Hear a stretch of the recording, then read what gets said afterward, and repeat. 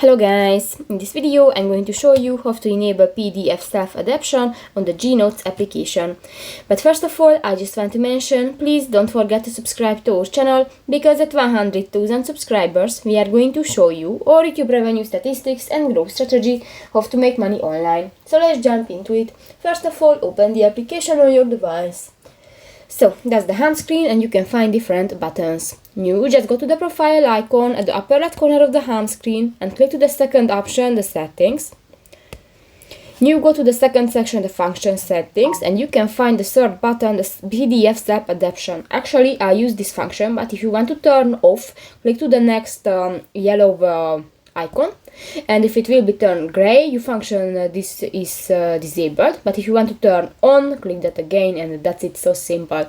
So that's pretty much it for this video, guys. See you in the next one. Bye bye.